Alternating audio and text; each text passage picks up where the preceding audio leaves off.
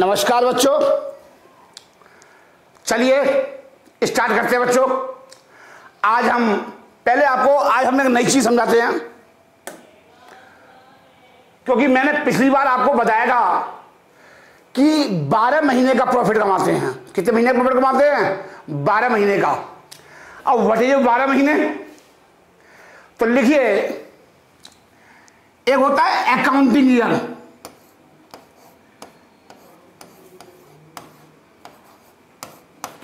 Accounting year बच्चों, इसको हम फाइनेंशियल भी बोलते हैं। फाइनेंशियल ईयर, फाइनेंशियल ईयर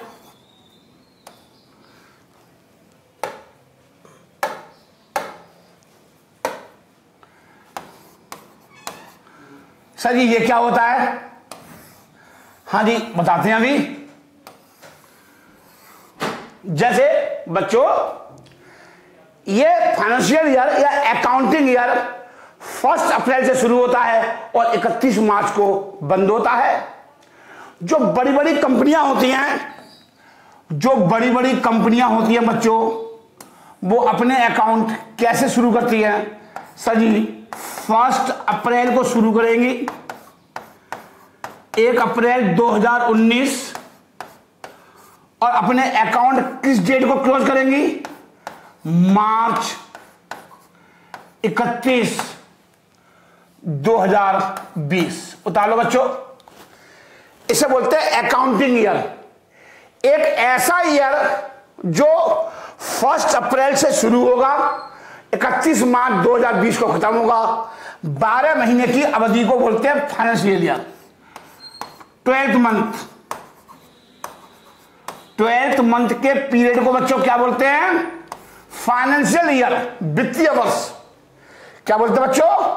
वित्तीय वर्ष। हिंदी में क्या बोलते हैं बच्चों? वित्तीय वर्ष। Accounting year, financial year. Sir ये क्या मैंडेटरी है हर एक के लिए कि 1 अप्रैल को शुरू होंगे और 31 मार्च को खाते बंद होंगे? 12 महीने हो गए, 1 अप्रैल से लेकर के 31 मार्च 2020 तक कितने महीने हो गए? अप्रैल, मई, जून, जुलाई, अगस्त, सितंबर, अक्टूबर, नवंबर, दिसंबर, जनवरी, फरवरी, मार्च। 12 महीने हो गए। 12 महीने को की अवधि को क्या बोलते हैं? फाइनेंशियल ईयर, जो 1 अप्रैल से शुरू होगा और 31 मार्च को खत्म होगा। 12 महीने क्या जो प्रॉफिट जो हम कमाएंगे उस पर हम सरकार को क्या देंगे? टैक्स, जिससे हमारी सरकार चलती है। एक कंपनी का, एक पार्टनरशिप फर्म का, एक संस्था का, एक बिजनेसमैन का जो बिजनेस जो चलता है वो 1 अप्रैल से शुरू होगा, 31 मार्च को खत्म होगा।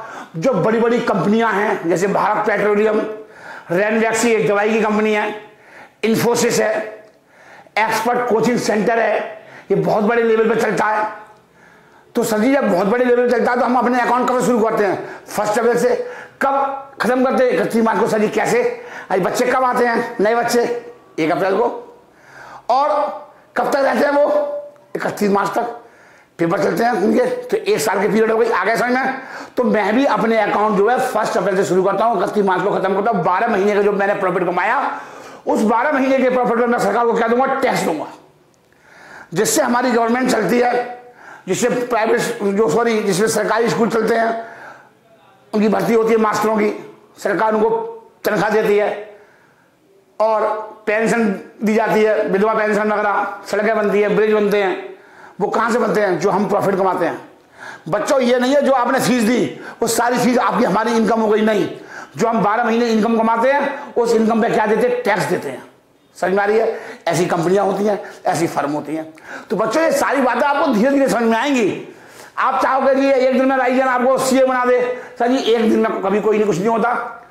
हर चीज धीरे धीरे, स्लोली, क्योंकि एक 15 साल के बच्चे पर उससे कह दो बेटा एक महीने की रोटी एक बार में खा ले, तो वो हजम नहीं कर पाएगा, उसे उल्टी 10 हैजा हो जाएगा और वो निकल लेगा। इसी प्रकार से एक 20 साल का बच्चा है, उससे कह दो ले 1.5 क्विंटल की बोरी उठा के ले जा, क्या वो ले जा पाएगा? नहीं सर जी। तो इसी प्रकार से हर चीज स्लोली होगी। तो बड़ी बड़ी फर्में हैं, बड़ी बड़ी कंपनियां हैं, वो अपने अकाउंट कब से शुरू करती हैं? 1 अप्रैल से कब खत्म करती हैं? 31 मार्च को। ये ओपनिंग पीरियड होता है, ये क्लोजिंग डेट होती है 31 मार्च। ठीक है। जो छोटे मोटे दुकानदार होते हैं जैसे परचूनी वाले, केले वाले, ठेले वाले, संतरे वाले, छोटे रेडी वाले, बर्फ चुस्की बेच रहा है, तो वो भी अपने अकाउंट बनाता है।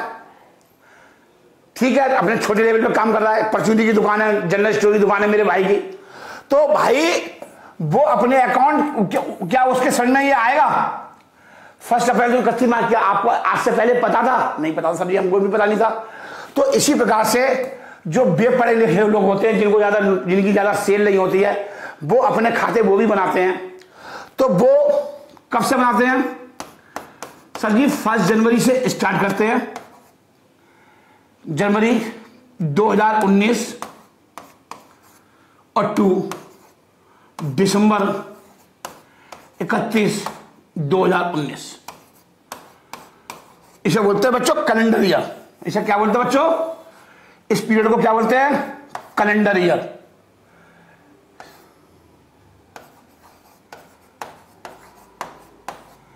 बच्चों इसे बोलते हैं कैलेंडर ईयर।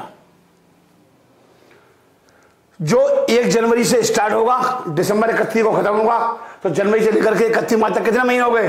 12 महीने। ये 12 महीने के पीरियड 12th मंथ, इस पीरियड को हम क्या बोलते हैं?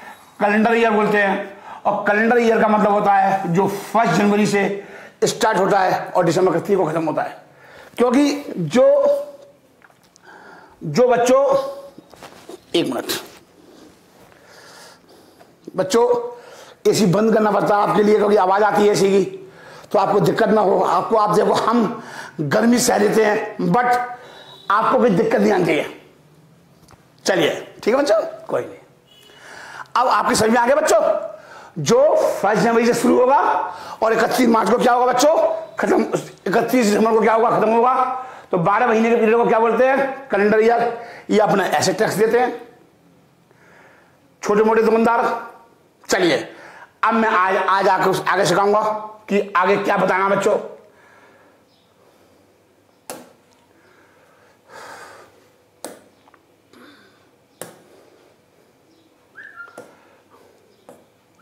हमने आपको देखो बच्चों क्या क्या पढ़ा दिया? प्रोप्राइटर पढ़ा दिया,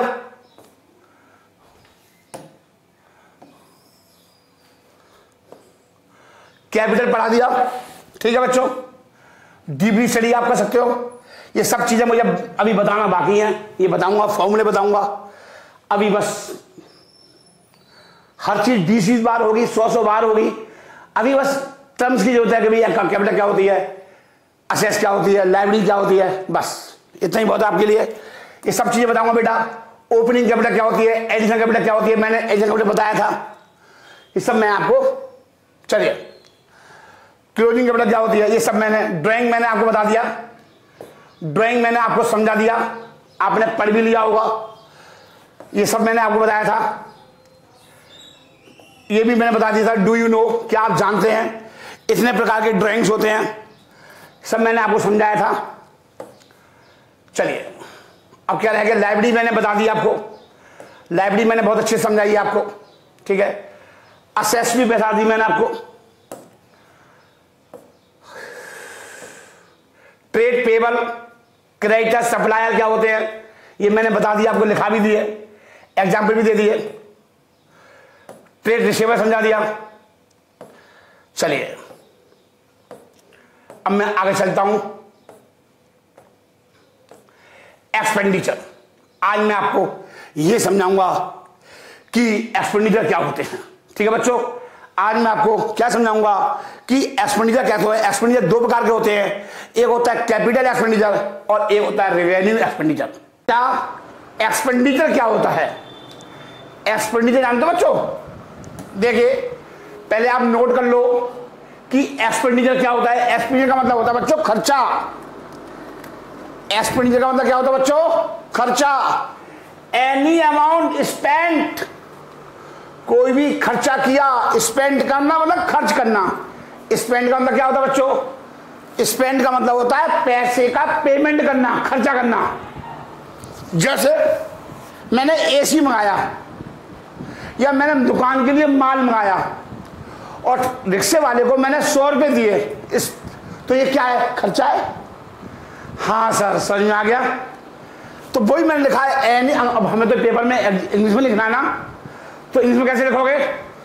एनी अमाउंट स्पेंट, कोई भी अमाउंट स्पेंड किया, खर्च किया, और लायबिलिटी इनकर्ड, लायबिलिटी इनकर्ड का मतलब बताऊंगा, देना है। ऐसा हो सकता है कि जो रिक्शा वाला आया वो आपका जानने वाला हो, आपके पास खुले पैसे ना हो, क्योंकि वो आपके पास परमानेंट सामान देने के लिए आता है, उसका 200 रुपये किराया बैठता है, हमने उससे कहा भाई बाद में ले जाना, तो बाद में ले जाना मतलब लायबिलिटीज, लायबिलिटी का मतलब होता है जिसका हमें बाद में भुगतान करना है। रिक्शे वाले का बाद में किराया देना है। आउटस्टैंडिंग रेंट, ये क्या होती है? लायबिलिटी होती है। लायबिलिटी का मतलब ऐसा पेमेंट जिसका हमें बाद में पेमेंट करना है। जब तो मैं आपको सिखा रहा हूं, जब तो आपको मैंने बेसिक टर्म सिखाई, कैपिटल क्या होती है, लायबिलिटी क्या होती है, क्योंकि आपको हर तक पे दिक्कत आएगी, आपको पता ही नहीं लायबिलिटी क्या होती है। अब आपको जब तक मैं लायबिलिटी का मीनिंग जब तक नहीं समझाता, आपको समझ में आ जाता? नहीं आता। तो इसलिए कह रहा हूं बेसिक टर्म सीख लो न्यूमेरिकल कराने से पहले। न्यूमेरिकल जब ही समझ में आएंगे जब तक आपको बेसिक टर्म समझ में नहीं आता। तो कहता है एनी अमाउंट स्पेंट और liability incurred for acquiring asset, आपने असेस मारी बिजनेस के लिए। ये मेरा कोचिंग सेंटर है, बच्चों के लिए मैंने ओरिजिनल का एसी लगवा दिया, विंडो एसी, और विंडो एसी लगवाया। विंडो एसी कितने का था? 50,000 रुपये का। अब उससे गाड़ी आएगी, गाड़ी आएगी छोड़ने के लिए, उसने कितने लिए? 500 रुपये। दरियागंज से मंगाया, 50,000 रुपये का, 55,000 रुपये का ओरिजिनल का एसी, 500 रुपये और दिए। तो वही कह रहा है फॉर एक्वायरिंग असेस्ट, आपने कोई असेस एक्वायर करी, एक्वायर का मतलब खरीदना, परचेज करना, या कोई दुकान के लिए माल खरीदा, या दुकान के लिए माल खरीदा, या आपने कोई सर्विस दी। सर्विस मतलब 1 साल हो गया, 2 साल हो गए, एसी को उसकी सर्विस करानी है, वो आया, पानी मारा, सफाई करी, और मैंने 1000 रुपये दे दिए उसके सर्विस के। तो ये क्या है? खर्चा है। एसी की सर्विस करा दी, कंप्यूटर खराब हो गया, कंप्यूटर ठीक करा दिया, ये क्या है? सही खर्चा है। तो ये सब आपकी इंग्लिश में डेफिनेशन है। पेपर में आ जाए कि एक्सपेंडिचर क्या होता है तो आप तो मुंह फाड़ जाओगे। एक्सपेंडिचर का मतलब होता है खर्चा। तो इसलिए दोनों में समझो, हिंदी में भी और इंग्लिश में भी। ये इंग्लिश मीडियम वाले बच्चे देखेंगे, अगर कोई बच्चा हिंदी मीडियम का है, लेकिन बच्चे हिंदी मीडियम वाले बच्चे ये समझ लो आप थोड़ी हिंदी में लिख सकते हो, बट आपको न्यूमेरिकल सारे इंग्लिश में ही करने पड़ेंगे, लेकिन बड़े आसान होंगे, वो मैं कराऊंगा। आपको दिक्कत नहीं आएगी किसी भी मीडियम वाले बच्चे को, चाहे वो हिंदी मीडियम का बच्चा हो, चाहे वो इंग्लिश मीडियम का वाला बच्चा हो। हिंदी मीडियम वाला बच्चा न्यूमेरिकल सारे इंग्लिश में ही करेगा, वो मैं सब सिखाऊंगा, शुरू से सिखाऊंगा, और बट थोड़ी आप हिंदी में लिख सकते हो, ठीक है। बाकी का आप प्रैक्टिस करो इंग्लिश में लिखने की। हिंदी मीडियम वाला बच्चा भी अब इंग्लिश में मैं समझे हर चीज। अब मैंने हिंदी में लिखाया, पहले समझो ध्यान से कि असेस्ट, असेस्ट मतलब एसी, गुड्स, माल। मेरी दुकान है परचूनी की, जनरल स्टोर की, आटा, दाल, चीनी मैंने मंगाया, माल मंगाया। वस्तु क्या होती है? माल क्या होता है? वस्तु वह होती है जिस चीज का मैं बिजनेस करता हूं। मैंने बताया था माल क्या होता है, मेरा काम काय का होता है। सही मैं प्रॉपर्टी डीलर हूं, मैं मकान बेचता हूं, तो मकान मेरे लिए क्या हो जाएगा? गुड्स। मैं कंप्यूटर की दुकान है मेरी, और मैं कंप्यूटर बेचता हूं, तो कंप्यूटर मेरे लिए क्या है? गुड्स। मेरी दुकान मोबाइल की है, तो मोबाइल की दुकान है और मैं क्या बेच चुका? मोबाइल। तो मोबाइल मेरे लिए क्या होगा? गुड्स। तो वो दिखाया मैंने आपको। मैंने माल मंगाया और मैं रिक्शे वाले को पैसे दिए, वो क्या है? खर्चा। तो वही दिखाया मैंने। असेस, गुड्स अथवा सर्विसेज प्राप्त करने के लिए मैंने सर्विस ली, रिक्शा वाले से मैंने क्या ली? सर्विस ली, उसको मैंने क्या किया? पेमेंट किया। प्राप्त करने के लिए किया गया भुगतान, पेमेंट खर्चा कहलाता है।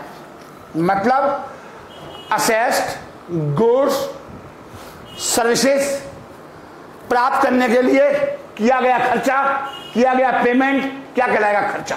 अब ध्यान से देखिए, ठीक है बच्चों। जो भी असेस्ड या गुड्स खरीदने के लिए अमाउंट स्पेंड होती है, स्पेंड मतलब खर्च होती है।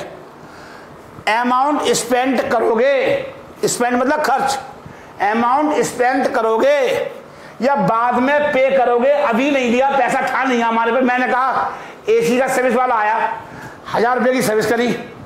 मैंने कहा भाई अभी है नहीं, बाद में ले जाना। तो बाद में ले जाना मतलब लायबिलिटी हो गई हमारे ऊपर। क्या हो गई? लायबिलिटी, चिंता हो गई, बर्डन हो गया, बोझ हो गया, ऑब्लिगेशन आ गया, रेस्पॉन्सिबिलिटी आ गई, चिंता आ गई। तो होता है अमाउंट स्पेंड करोगे या बाद में पे करोगे, उसे हम एक्सपेंडिचर बोलते हैं। मतलब कोई भी खर्चा आपने असेस मंगाने में किया या गुड्स मंगाने में किया या कोई सर्विस लेने में किया, और या तो आपने कैश में दे दिया पैसा तो वो भी खर्चा है, या आप बाद में पे करोगे वो भी खर्चा है। तो देखो वही लिखा है मैंने कि जो भी असेस या गुड्स खरीदने के लिए, जो भी असेस या गुड्स खरीदने के लिए अमाउंट स्पेंड करोगे, अमाउंट मतलब खर्च करोगे, या बाद में पे करोगे। बाद में पे मतलब, बाद में का मतलब होता है लायबिलिटीज, बाद में पे करोगे। देखो लिखा है नहीं है, liability incurred for acquiring, acquiring मतलब प्राप्त करने में, क्या? असेस, गुड्स और सर्विस।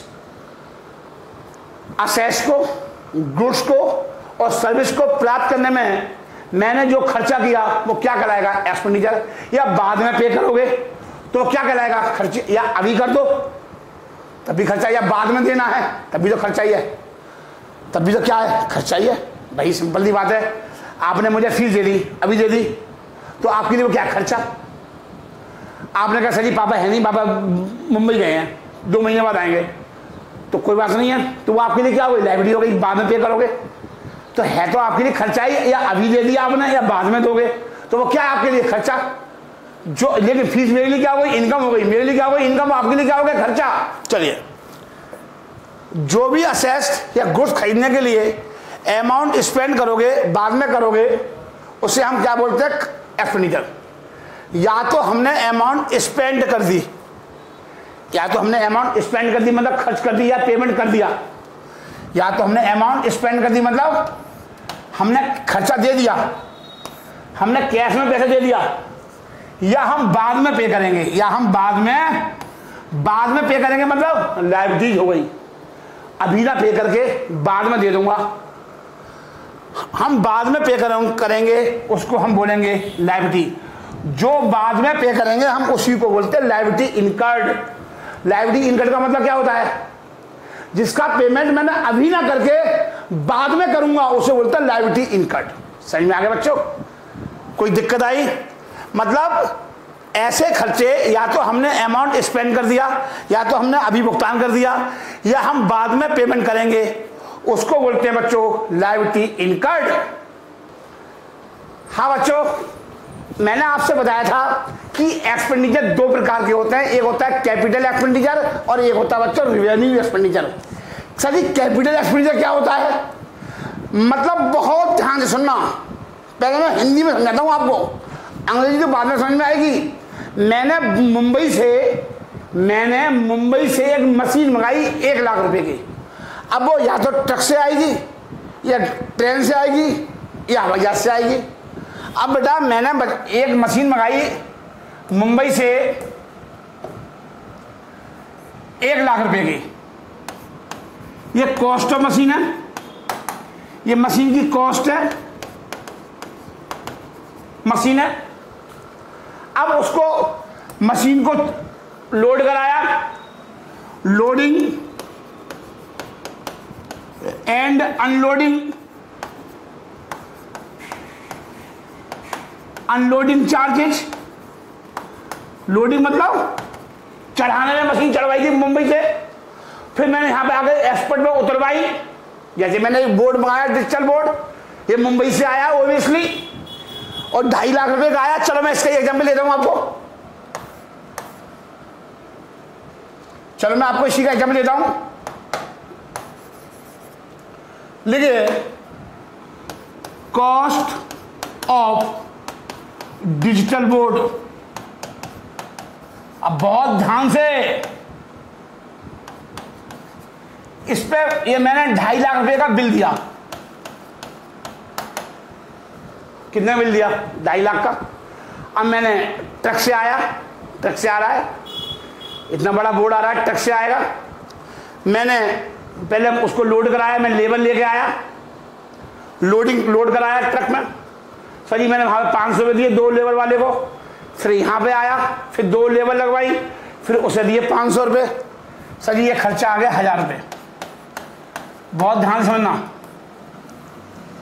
अब चढ़ गया, उतर गया, मैंने भाड़ा दिया, फ्राइट दिया, ट्रक वाले को भाड़ा दिया मुंबई का 10,000 को भाड़ा दे दिया। मैंने 10,000 रुपये का भाड़ा दे दिया। मैंने बच्चों 10,000 रुपये का क्या दे दिया? भाड़ा। अब मैंने इसको फिट कराया, टेस्टिंग कराई, रेडी फॉर यूज, मतलब सब यूज करने के लिए रेडी करना है। मैंने एक बिजली वाले को बुलाया, मैंने इसको फिट कर, तैयार कर, बोर्ड फिट कराया, बिजली वाले को कराया, चालू कर, कनेक्शन लगवाए, बोर्ड लगवाया बिजली का। तो रेडी फॉर यूज करने में मेरे को मिस्त्री, बिजली वाला, फिटर, ड्रिल वाला, बोर्ड वाला, सजी और लग गए मेरे 2,000 रुपये। तो इसका मतलब है डिजिटल बोर्ड की कॉस्ट 2.5 लाख रुपए नहीं है, 1, 11 और 13, 2,63,000 रुपये। तो मैं ये बोलूंगा मेरे लिए बोर्ड कितने का पड़ा? Total expenditure, total capital expenditure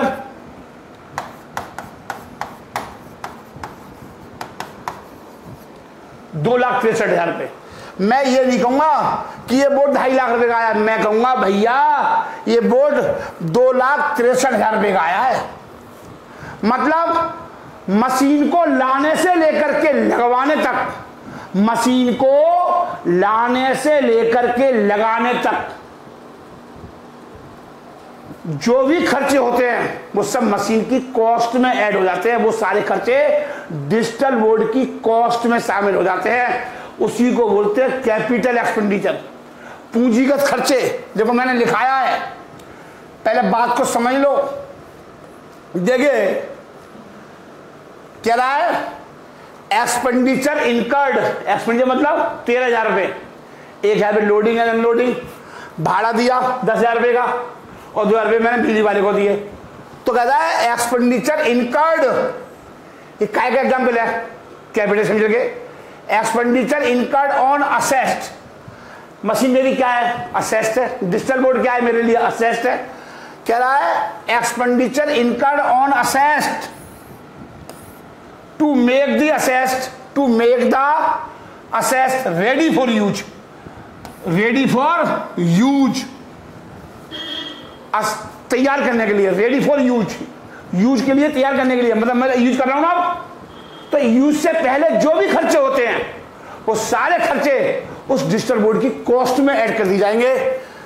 are capital expenditure, मतलब 13,000 रुपये क्या कराएंगे? Capital expenditure. समझ में आ रही बच्चों? और भी लिखा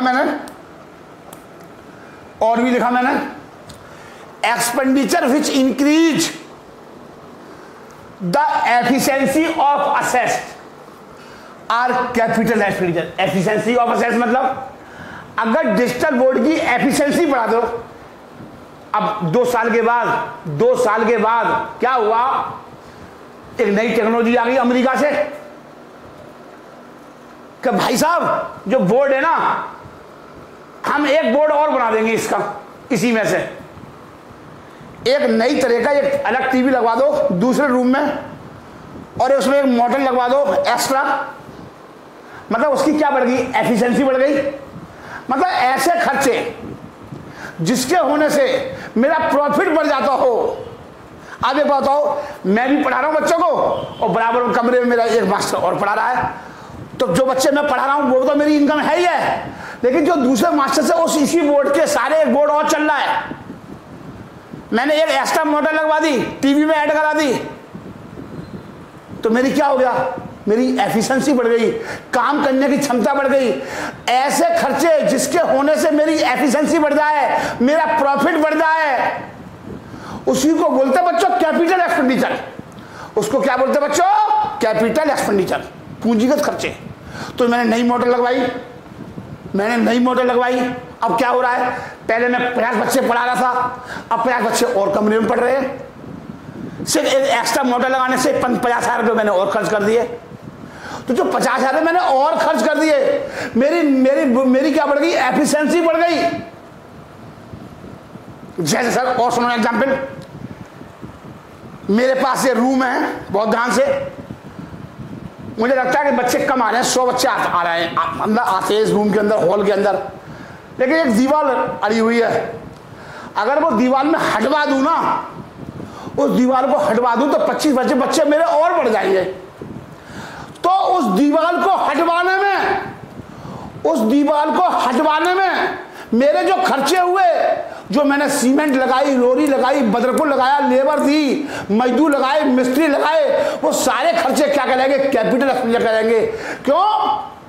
अब क्या होगा, पहले मैं कितने बच्चे पढ़ाता था, 100, और दीवार हट गई, उसे हटवा दिया तो वहां और बच्चे बैठ गए, तो और बच्चे बैठ गए तो क्या होगा, सर जी मेरा प्रॉफिट बढ़ जाएगा। इसका मतलब है दिस एक्सपेंडिचर और कॉल्ड कैपिटल एक्सपेंडिचर। यही लिखा है मैंने,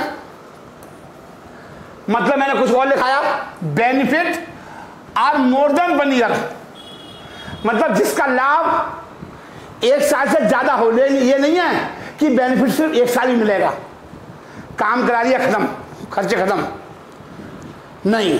अब इस जो मैंने दीवार हटवाई तो बेनिफिट मुझे परमानेंट मिलेगा, मोर देन 1 ईयर, मतलब ऐसे खर्चे होने से जिसका लाभ मुझे आने वाले कई साल तक मिले, उसे बोलते हैं हम कैपिटल एक्सपेंडिचर। और लिखा है मैंने, देखो, ह्यूज अमाउंट इज इन्वॉल्व, जहां बहुत बड़ी मात्रा में अमाउंट इन्वॉल्व हो, छोटे मोटे खर्चे नहीं।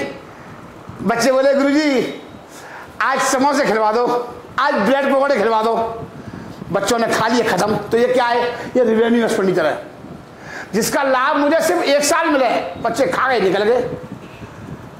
मेरे यहाँ काम वाली काम कर रही है, मेरे यहाँ बीना काम कर रही है, 10,000 रुपये देती है। अब अगले महीने जब ही काम करेगी, जब मैं उसे फिर पेमेंट दूंगा, तो हर महीने पेमेंट जाएगा। काम कराया, लाभ मिला, छुट्टी, एसी खराब हो गया, मिस्त्री बुलाया, ठीक करा दिया, 100 रुपये दे दिए। क्या है ये, रेवेन्यू एक्सपेंडिचर।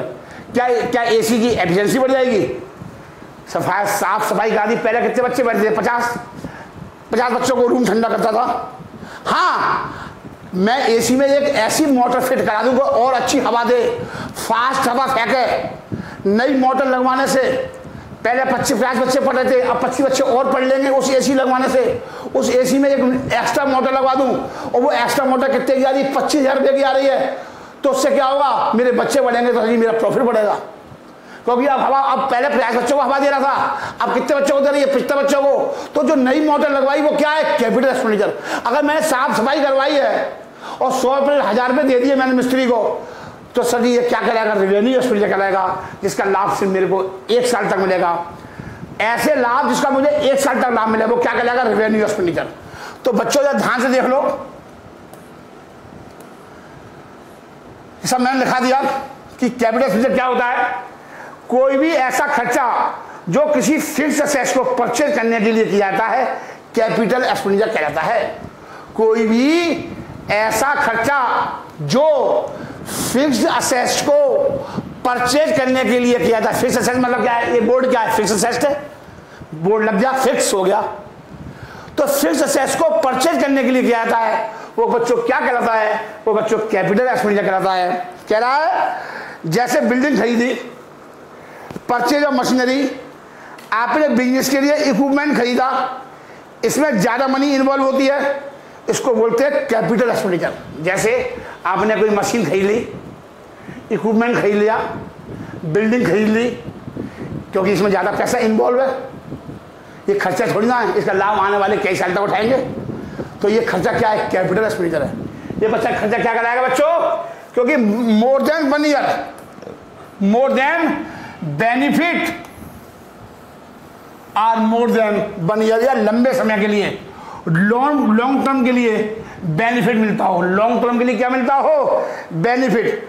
एक ऐसा खर्चा जो आपको उसी टाइम में इनकम लाकर ना दे बट फ्यूचर में इनकम लाकर दे, वो खर्चा आपका कैपिटल एक्सपेंडिचर कहलाता है। मतलब एक ऐसा खर्चा जो आपको उसी टाइम में, उसी समय इनकम लाकर ना दे बल्कि वो फ्यूचर में इनकम लाकर दे, तो जो ऐसा खर्चा वो क्या कहलाएगा? कैपिटल एक्सपेंडिचर कहलाएगा। ठीक है बच्चों, चलिए अब आइए रिवेन्यू एक्सपेंडिचर पे। रिवेन्यू एक्सपेंडिचर ये आपने लिख लिया, ये आपने लिख लिया बच्चों, ये उतार लो आप, लो आप उतारिए, उतार लो, यहां से उतारो, यहां से उतारिए, जल्दी दे।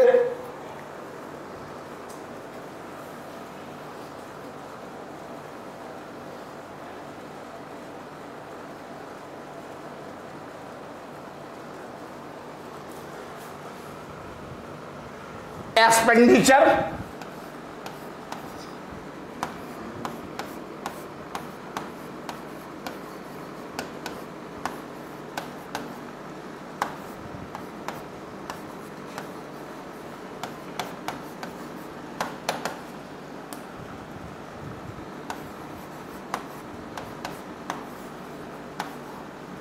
देखो, एक्सपेंडिचर एग्जॉस्टेड इन 1 ईयर, इन 1 ईयर मतलब कोई भी ऐसा खर्चा जिसका बेनिफिट 1 साल के अंदर खत्म हो जाता है।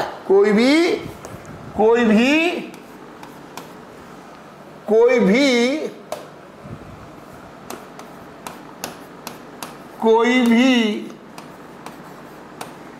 ऐसा खर्चा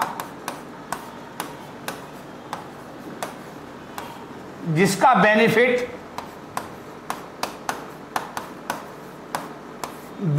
मतलब लाभ, बेनिफिट 1 साल के अंदर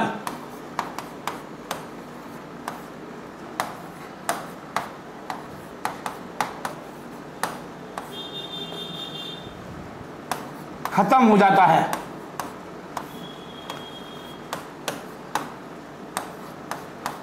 उसे हम क्या बोलते हैं? Revenue expenditure. जैसे मैंने बताया था आपको, सफाई करा दी, वाइट वॉश करा दी, अब सफेदी करा दी, अब वाइट वॉश करा दी, क्या इससे क्या बच्चे बढ़ जाएंगे? अरे मैंने अपने हॉल में सफेदी करा दी, बच्चे जगह जगह आई लव यू सीता, हाँ जैसे सीता निकल रही है उसमें से बच्चे करते ना, मेज पे लिख दिया, अपना फोन नंबर लिख दिया, ऐसे बच्चे करते हरकत करते हैं। हाँ सब सलाह देते हैं पूरे कोचिंग सेंटर को, अपना नंबर लिख जाते हैं, प्लीज कांटेक्ट। अब उसको मिटाते हैं हम, वाइट वॉश कराते हैं। अरे वाइट वॉश कराने से क्या बच्चों की मेरी कैपेसिटी बढ़ जाएगी? हाँ मेरी एफिशिएंसी बढ़ जाए, मेरी कैपेसिटी बढ़ जाए, बच्चे बढ़ जाए, तो कौन सा खर्चा कहलाएगा? कैपिटल एक्सपेंडिचर, पूंजीगत खर्चे। इसे हिंदी में क्या बोलते हैं? इसे पूंजीगत खर्चे और आयगत खर्चे, रिवेन्यू एक्सपेंडिचर। मतलब एक ऐसे खर्चे जिसके होने से मेरी एफिशिएंसी ना बढ़ती हो, मेरे प्रॉफिट ना बढ़ता हो। मैंने वाइट वॉश करा दी, क्या बच्चे बढ़ जाएंगे? मैंने एसी की रिपेयर करा दी, ठीक करा दिया, एसी खराब हो गया था, क्या बच्चे बढ़ जाएंगे? सर ये क्या है? रिवेन्यू एक्सपेंडिचर है। वाइट वॉश करा दिया, सफेदी करा दी, पेंट पॉलिश करा दी कोचिंग सेंटर के अंदर, तो जो उस पर जो खर्चे हो रहे हैं वो क्या है? सर जी रिवेन्यू एक्सपेंडिचर है। देखिए मैंने ये लिखा है बेटा, revenue expenditure adjusted in the 1 year. कोई भी ऐसा खर्चा जिसका लाभ, बेनिफिट मतलब लाभ, 1 साल के अंदर खत्म हो जाता है। 1 साल के अंदर बेटा क्या हो जाता है? खत्म हो जाता है। मतलब एक ऐसा खर्चा जो सिर्फ सिंगल अकाउंटिंग पीरियड में आपको बेनिफिट देगा। एक ऐसा खर्चा जो सिर्फ सिंगल अकाउंटिंग पीरियड में आपको बेनिफिट देगा।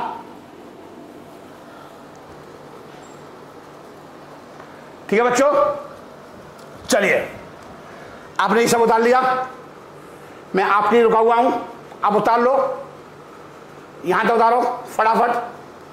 ह्यूज अमाउंट इन्वॉल्व, जल्दी करो बच्चों।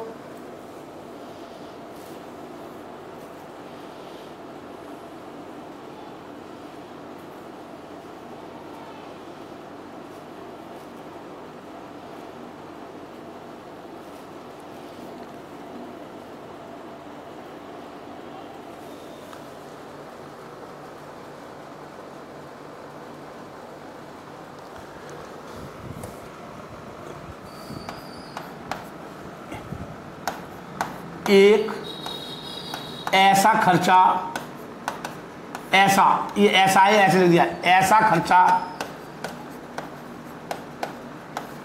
जो सिंगल अकाउंटिंग पीरियड,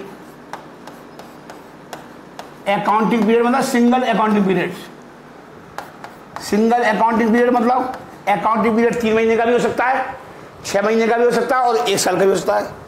एक ऐसा खर्चा जो single accounting period, single accounting period में आपको बेनिफिट देगा, सिंगल अकाउंटिंग पीरियड में आपको बेनिफिट देगा। जैसे मैंने 1 साल पढ़ाना है, मैंने बच्चों को 1 साल की किताब दे दी, नोट दे दिए और आपने 1 साल की फीस दे दी, तो 1 साल की फीस दी, 1 साल के खर्चे हो गए। तो जो मैंने 1 साल के लिए फीस दी, क्या वो आपको बीकॉम में भी काम करेगी या 12वीं में भी काम करेगी वो किताब? नहीं सर। तो जो किताब पे जो खर्चे हुए वो क्या है, सिंगल अकाउंटिंग पीरियड में क्या देगा, आपको बेनिफिट देगा। एक ऐसा खर्चा जो सिंगल अकाउंटिंग पीरियड में आपको बेनिफिट देगा,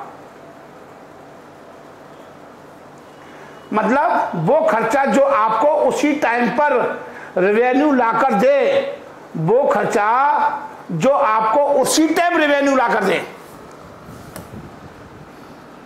लिख लो,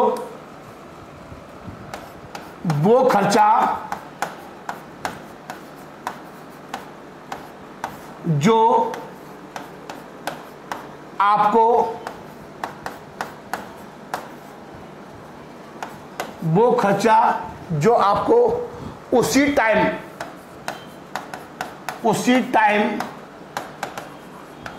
रेवेन्यू ला कर दे। भाई साहब एक बात बताओ, ला कर दे, उसी टाइम रेवेन्यू ला कर दे, उसी टाइम रेवेन्यू लाकर, वो खर्चा जो आपको उसी टाइम रेवेन्यू लाकर दे। समझ में आ रही बच्चों? मतलब फीस आपने क्या दी, 1 साल की दी, 1 साल की मैंने किताब दे दी, जो किताब दे दी 1 साल की किताब दी ना, तो आपने फीस कब की दी, 1 साल की, तो उस रेवेन्यू मतलब इनकम ला के दे। ठीक है बच्चों? चलिए सर, ये सब बातें मैंने लिखाई हैं बेटा, ये आप पढ़ लोगे, जो बातें मैंने बताई हैं वो देख लो। We know that benefit of expenditure is eligible only for one accounting period, whereas benefit of expenditure is eligible for long-term period. Purchase of machinery, purchase of furniture, etc. are the example of expenditure. Benefit of expenditure is eligible for a long-term period. Capital expenditure, जिसका लाभ हमें लंबे समय के लिए मिले। कैसे मिले? लंबे समय के लिए। लाभ कैसे मिले बच्चों? लंबे समय के लिए मिले, लॉन्ग टर्म के लिए मिले। कैपिटल एक्सपेंडिचर क्या रहेगा, क्या कहलाएगा वो? With the purpose of long term period, this expenditure is mostly incurred for buying assessed tangible और intangible assets which can be later be sold and convertible into cash. ठीक है? This expenditure is incurred to increase the earning capacity of the business. मैंने बताया था अभी आपको, ऐसे खर्चे जिससे हमारा क्या हो जाता हो, अर्निंग कैपेसिटी बढ़ जाती है, वो क्या कहलाएगा? Capital expenditure. क्या कहलाएगा वो? अब मैंने देखो एग्जाम्पल लिख दिए मैंने, आप जब पढ़ोगे ना मान जाओगे गुरुजी ने क्या चीज लिख दी है। सर ये 1 दिन की मेहनत नहीं है, 31 साल का तप है मेरा। दिस इज द 31 साल की मेहनत है, मेरा तप है बच्चों। मेरी क्या है ये? 31 साल की है बच्चों मेरी मेहनत है। कहता है expenditure which are only for acquisition of fixed assets, expenditure to the extension of improvement of a fixed assets. ये सब देखो मैंने की पॉइंट लिख दिया। देखो की पॉइंट क्या लिखा मैंने, देखो चाबी हर ताले की चाबी खुल जाए। Benefit of expenditure is enjoyed for long term period. Expenditure increase the earning capacity of the business. ये मेरी, यही जो मैंने कीवर्ड लिखा है, कीवर्ड मेरे क्या थे, जिसका बेनिफिट लंबे समय के लिए मिले और जिससे मेरी अर्निंग कैपेसिटी बढ़ जाए। ये क्या है, ये सही आपकी की पॉइंट है, ये आपको दिमाग में रखने हैं कि कोई भी ऐसा खर्चा कर दिया जिससे आपकी लंबे समय के लिए बेनिफिट हो, मोर than 1 year earning capacity of the business. देखिए ये सब एग्जाम्पल है। रिवेन्यू एक्सपेंडिचर को, रिवेन्यू का मतलब देखो, पढ़ो ध्यान से। Revenue expenditure mostly benefit of this expenditure is enjoyable only with in the current year. जिसका लाभ कब मिले, केवल करंट ईयर में मिले, चालू वर्ष में। जैसे मैंने कोई 2019-20 में 19-20 में मैंने एसी सर्विस कराई, मेरे यहाँ 2 एम्प्लॉय काम करते हैं, उन्हें मैंने सैलरी बहुत क्या दी, सैलरी दी, काम कराया, काम खत्म। क्या बेनिफिट मिलेगा उसे लंबे समय तक मिलेगा? एक सैलरी मैंने दी उसे महीने की, तो जिस महीने मैंने काम कराया उस महीने की सैलरी दे दी, तो वो क्या कहलाएगा, सैलरी। रेवेन्यू एक्सपेंडिचर देखो, expenses of administration, manufacturing, selling expenses, office expenses and all day to day expenses of the current year.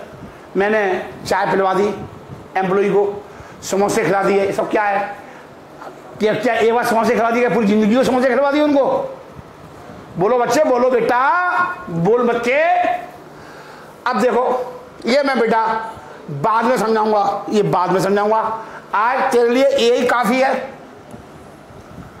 अभी तेरे लिए यही काफी है। थोड़ा और करा देता हूं मैं, तेरे को और एग्जाम्पल लिखा देता हूं, ठीक है, ताकि तेरे को बिल्कुल क्लियर हो जाएगा। मैं अपने शब्दों में लिखा देता हूं। ये बच्चों, मैंने कैपिटल एक्सपेंडिचर के और रेवेन्यू एक्सपेंडिचर के और बहुत सारे एग्जाम्पल आपके सामने लिख दिए हैं। ये भी आप एक बार पढ़ लेना, दिमाग में बसा लेना, क्योंकि जब आप पेपर देने जाओगे तो आपसे पूछ लेता है difference between capital expenditure and revenue expenditure. मैंने बहुत सारे एग्जाम्पल लिख दिए। जैसे आपने कोई फिक्स्ड एसेट परचेज करी, तो वो क्या है, वो कैपिटल एक्सपेंडिचर है। मैंने मशीन खरीदी, एसी खरीदा, डिजिटल बोर्ड खरीदा, ये क्या है, ये कैपिटल एक्सपेंडिचर है। Wages paid on installation, erection and construction of any fixed asset. मैंने डिजिटल बोर्ड मंगाया और मजदूर को चढ़ाने में, उतरवाने में और उसको लगवाने में मैंने क्या दिया, मजदूरी दी।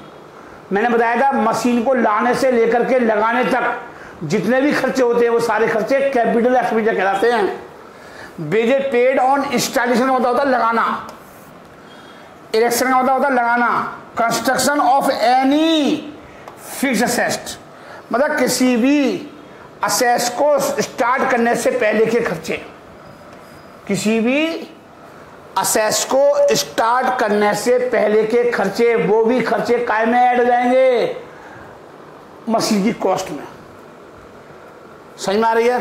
तो wages paid on installation of, installation, erection, construction of any fixed asset. ठीक है बच्चों, ऐसी पहले मैं क्या बता रहा हूं, पहले मैं कैपिटल एक्सपेंडिचर बता रहा हूं। आगे देखिए, रिपेयर्स, आप इस पॉज कर लेना, रोक लेना वीडियो को, आराम से लिख लेना। Repair charges on purchase of second hand machine. आप कोई सेकंड हैंड मशीन ले आए, किसी की उठा लाए, अब सेकंड हैंड मशीन ले आए, उसे ठीक कराओगे, ठीक कर, आप सेकंड हैंड मशीन लेके आए हो, यहाँ पर नई मशीन ही लेके आए हो, यहाँ पर सेकंड हैंड मशीन खरीदी है और उसको ठीक कराने में कोई पैसे भेज दिए आपने, 1000, 10,000, 20,000 जो भी खर्च हुए। आपने मोटरसाइकिल ले आए, आप कार ले आए, उसको आपने ठीक करा दिया, कार खरीदी 2 लाख रुपए की और 50,000 रुपये आपने और ठीक करा दिया, इंजन ठीक करा दिया उसका, तो सेकंड हैंड है। तो सेकंड हैंड में अगर आपने कोई खर्चा किया है तो वो भी क्या कहलाएगा, कैपिटल एक्सपेंडिचर कहलाएगा। क्या कहलाएगा वो, कैपिटल एक्सपेंडिचर। वर्ड याद रखो, second hand machine. Legal charges paid to purchase of land and building. आपने कोई बिल्डिंग खरीदी, लैंड खरीदी और आपने वकील को, जैसे आपने कोई प्रॉपर्टी खरीदी, जैसे मैंने बिल्डिंग खरीदी तो मैंने वकील को 10,000 रुपये दिए बिल्डिंग को अपने नाम करवाने में। वकील कागज वगैरह बनाएगा, रजिस्ट्री कराएगा पूरे मकान की, तो लीगल चार्जेस दिए, कानूनी व्यय दिए, काय के लिए दिए, लैंड को या बिल्डिंग को खरीदने में। या architect fees paid on construction of property. मैंने ये बिल्डिंग बनवाई, आर्किटेक्ट से डिजाइन कराया उसको, और आर्किटेक्ट को मैंने 2 लाख रुपए का पेमेंट किया, तो 2 लाख रुपए क्या कहलाएगा? वो कैपिटल एस में कहलाएगा, बिल्डिंग का एक भाग हो गया वो। तो architect fees ARCHITECT architect fees paid on construction of property, freight and carriage paid to acquire any fixed asset. किसी फेसेस्ट को एक्वायर करने में, किसी भी फेसेस्ट को एक्वायर करने में मैंने भाड़ा दिया, ब्रोकरेज दी। Number 7 brokerage commission paid to purchase property. अगर मैंने प्रॉपर्टी परचेज करी तो मैंने, जिससे मैंने एक होता ना दलाल, जिसके थ्रू मुझे प्रॉपर्टी मिल रही है, उसको मैंने दलाली दी, 1% मैंने दी, 1% उसने दी बायर ने। मैं खरीदार हूँ, बायर हूँ, वो कौन है? सामने सेलर, तो 2% जाती है ब्रोकरेज, तो 1% मैंने दी। तो कोई ब्रोकरेज दी, कमीशन दिया, पे टू परचेज प्रॉपर्टी को परचेज करने के लिए मैंने कोई कमीशन दिया, दलाली दी, वो सारे खर्चे क्या कहलाएंगे? सभी कैपिटल एक्सपेंडिचर कहलाएंगे, रेवेन्यू के एक्सपेंडिचर के। अभी ये खर्चे नोट कर लो, मैंने बहुत सारी लिखा रखे हैं उस नोट्स में भी। एडवोकेट फीस पेड और लीगल चार्ज फीस पेड। मैंने मेरी कंपनी के ऊपर किसी ने दावा कर दिया, आजकल दुश्मन बहुत होते हैं, किसी ने दावा कर दिया और मेरे ऊपर किसी ने कंप्लेन कर दी, मैंने वकील कर दिया, तो उसको पेमेंट किया। तो नई प्रॉपर्टी पर नहीं किया वकील, ये तो ऐसी किसी ने मेरे ऊपर क्लेम कर दिया, चालान काट के मैंने केस कर दिया किसी ने मेरे ऊपर, तो वो है एडवोकेट फीस पेड है, legal charge fees paid. Amount paid to remove the inventory stock to the, inventory का मतलब होता है स्टॉक, इन्वेंट्री का मतलब क्या होता है बच्चों? स्टॉक। मेरे पास स्टॉक पड़ा हुआ है कच्चा माल, और मैं दिल्ली में रहता हूँ, अब मैं फैक्ट्री में मुंबई में ले जा रहा हूँ, तो एक स्थान से दूसरे स्थान पर मैं फैक्ट्री को ले जा रहा हूँ, और उसको उस पर ले जाने में मैंने एक मालगाड़ी का डब्बा पूरा बुक कर दिया मुंबई तक का, तो वो खर्चा क्या है? वो सर जी वो एक बार का खर्चा है, बार बार तो होगा नहीं, भविष्य में तो होगा नहीं, एक बार खर्चा हुआ और पेमेंट कर दिया।